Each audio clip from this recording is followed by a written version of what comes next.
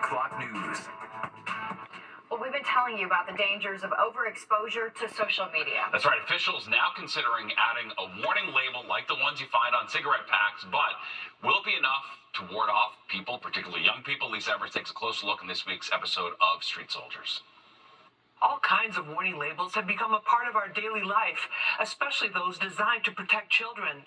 We see them on liquor bottles and some energy drinks. They're on cigarette packs, dry cleaner bags, over-the-counter medications, plastic wrappings, and even shows on streaming platforms.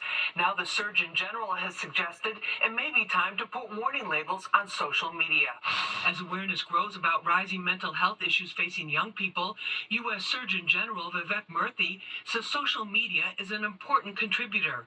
In a New York Times op-ed piece, Dr. Vivek Murthy wrote, quote, "A Surgeon General's warning label, which requires congressional action, would regularly remind parents and adolescents that social media has not been proved safe," end quote.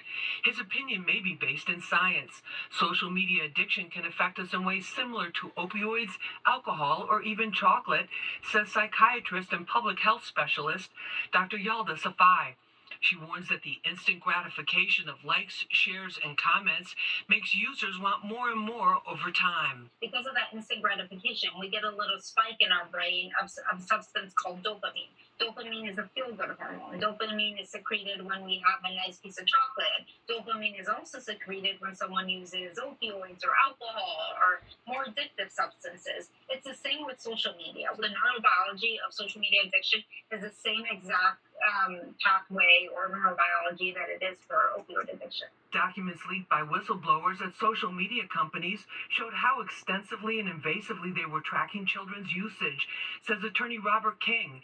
He represents families who claim their children have suffered adverse effects like cutting, anorexia, and injuries from stunts or challenges. He believes a warning label from the U.S. Surgeon General, similar to what's on a cigarette package, is an important first step. As you dig in and documents are produced to attorney generals around the United States and lawyers in our lawsuit, you just see more and more and more how complex the business systems were created to target children. Warnings by officials about social media dangers are increasing. New York Governor Kathy Hochul recently signed a bill into law requiring social media companies to restrict addictive feeds to users under the age of 18. Mayor Eric Adams and schools chancellor David Banks are working to ban smartphones in New York City public schools. Other cities and states have already implemented similar policies. A warning from the Surgeon General would be important, says Jessica Elefante of Mothers Against Media Addiction. I think it has been a long time coming, and I'm thrilled. It's not a cure-all. It is a first step. I want it on smartphones. I want it on any sort of platform that uses an algorithm, whether it's a video game or even ed tech. But what it really is a huge step in the right direction to show parents that this stuff is unsafe. There are few long-term studies on the impact of social media misuse on the mental health of children and teens, but there are many surveys and reports confirming a worsening impact. We dive into this important topic on the next episode of Street Soldiers.